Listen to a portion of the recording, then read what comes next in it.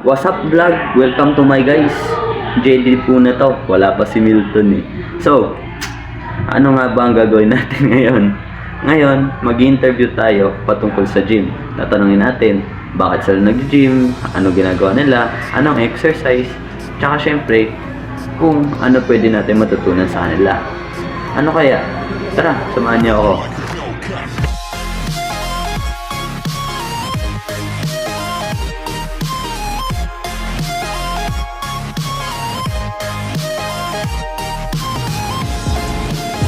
Magandang hapon sa lahat.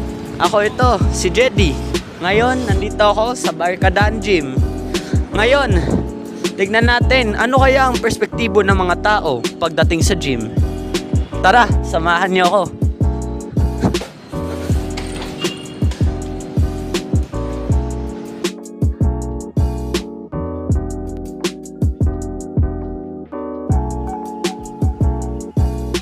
Pansin niyo po, marami pong mga malalaki katawan dito. Kung tingnan niyo po yung mga poster, marami at maraming klaseng mga katawan. Ngunit, ano kaya ang mga masasabi ng mga tao at ang kanilang mga perspektibo pagdating sa pag-gym?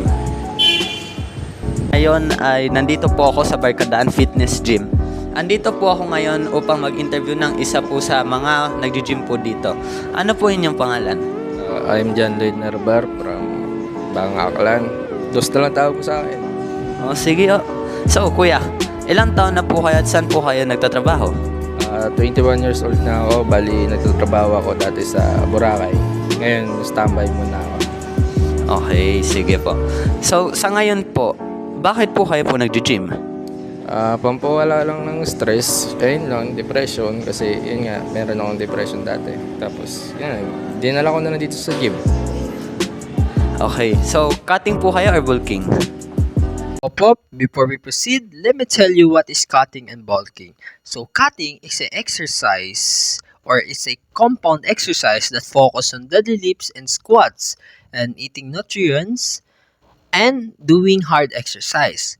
And bulking is a exercise that eat more nutrition, gain more calories and getting big. That is what is bulking. And that's all. Bulting ako eh. Para mas lalong umano yung katawan ko. And then, ano po yung workout split niyo po sa ngayon? Ito ulit tayo. Ngayon, ano naman yung workout split? Ang workout split ay ang type of exercises na ginagawa nila on specific days. Kunwari, upper on Monday, lower on Tuesday, or Monday chest, Tuesday back, Wednesday tricep, Thursday bicep. Ganun yun. So, the type of exercise per day. Chest, back, tricep, bicep. Yun. Okay po. Maraming salamat po kuya. Thank you po. At ayan, ang isa sa mga tao na na-interview po namin sa ngayong hapon na ito. At ngayon po, meron pa po kami pong isang na-interview. Ano po ang inyong pangalan?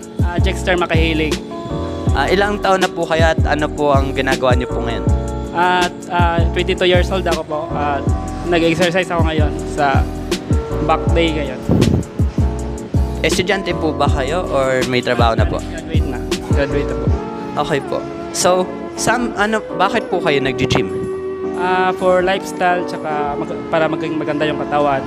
At nakakatulong din sa physically at mental health ng isang tao.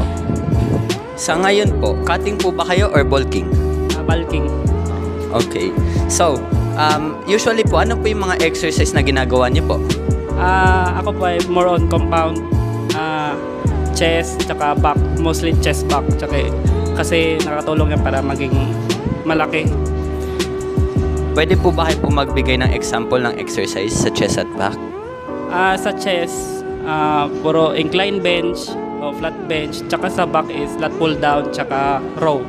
Yan lang yung basic technique. Okay, salamat po. Ay, mukha po malaki po kasi katawan niya. Nakasali na po ba kayo po sa mga competition? Pang lifestyle lang. Okay. So, ayan pa po ang isa pa po sa mga perspektibo ng mga kasama po namin mag-gym. Uy, what's up? Andito ako ngayon sa Fitness Avenue. Ngayon, mag-interview tayo about sa mga perspektibo ng mga tao dito sa pag-gym. Tara,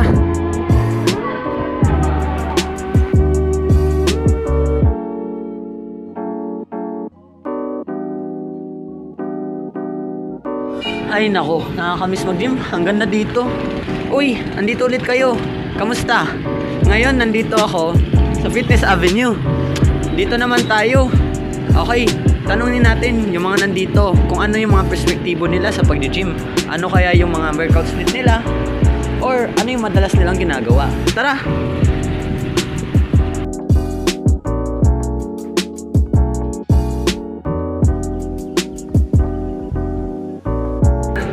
Hello ulit, andito po ako with Kuya.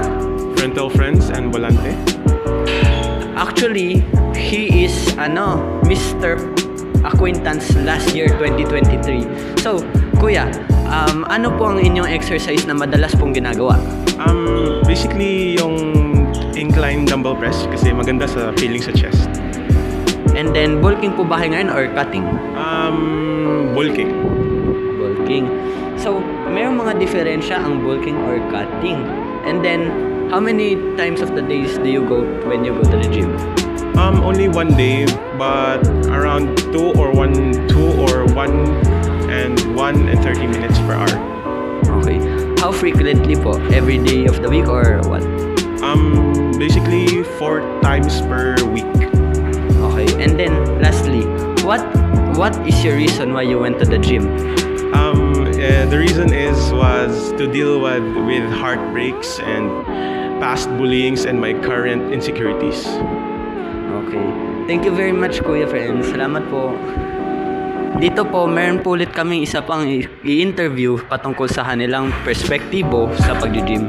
Hello po, magandang hapon. Ano po ang inyong pangalan? Nicole. Ilang taon na po kayo and then nag-aaral po ba kayo or if nag-work na po? 22 years old, tapos working na. Kaka-graduate lang this year. Okay, so Ate Nicole, bakit po kayo nag-gym? Personally po, para po sa noona, self-improvement. Tapos habang tumatagal, naging routine na. Lifestyle, kumbaga. Okay. So usually po, ano po yung mga exercises niyo po na ginagawa po nag-gym?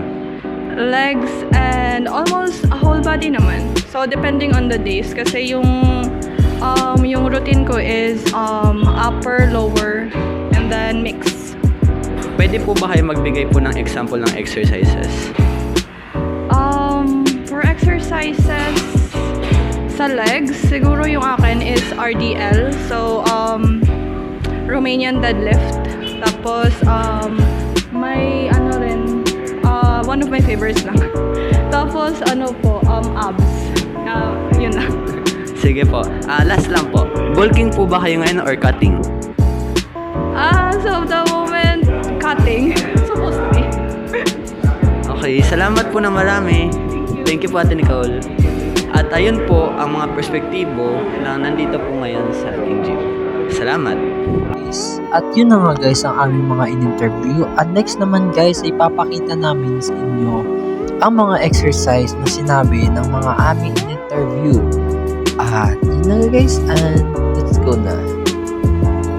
Andito ako ngayon sa Toting Gym. Dito ako nag-gym sa totoo lang. So, first, ano nga ba ang gagawin natin kapag nag-exercise? Malamang, warm-up, stretching. So, ngayon, mag-stretch. Grabe, napatayan tayo ng audio. Oh, bali, ito ang mga stretching na usually na ginagamit kapag magsa-start mag-gym.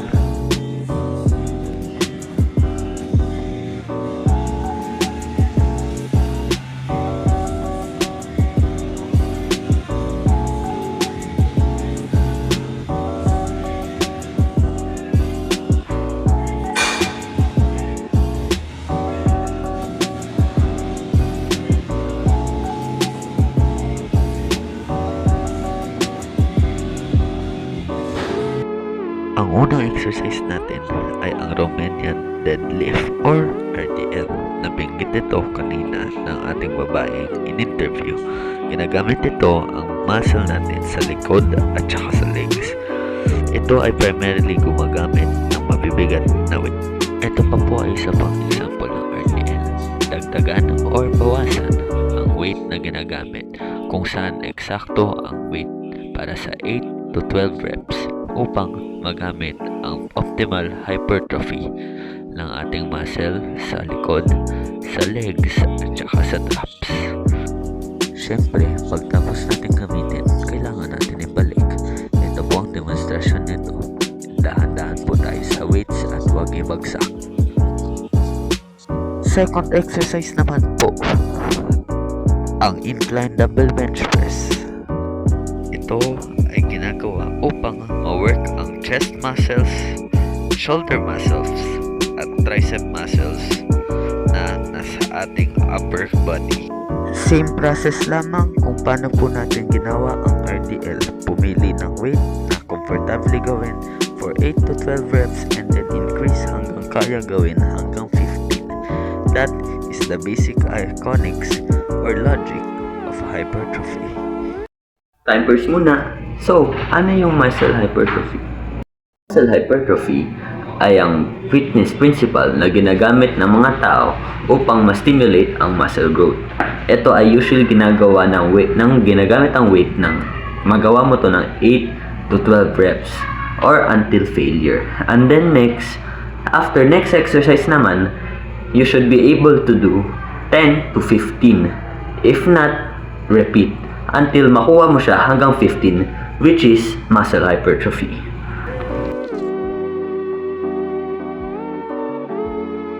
Finally, after matapos, ibalik ang dumbbell sa ginamit ng rack. Next exercise naman, ang flat dumbbell bench press. Ito ay isa sa mga ginagamit ng ating in-interview kanina para ma-work ang chest muscles niya. Same process, same execution lang po ito sa exercise kanina. Next exercise naman tayo, ang standing bicep curl. Ito ay usually ginagamit upang ma-hypertrophy at exercise ang bicep, which is split into two heads, the long and the short head. To do this, stand up straight and curl a dumbbell of your preferred weight. Practice, aim to reach 10 to 15 reps and then increase to 20. Sunod na exercise naman, ang cable tricep extension. Ito ay ginagawa sa cable press machine.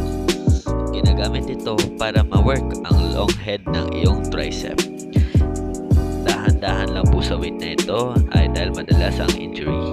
Finally, ang lat pull down. Ito ay ginagamit upang ma-target ang trapezius muscle, ang latissimus dorsi muscle, at saka ang teres major. Lahat ng muscle na ito ay makikita sa back at ito ay mawo-work kapag ikaw ay nag-lat pull down.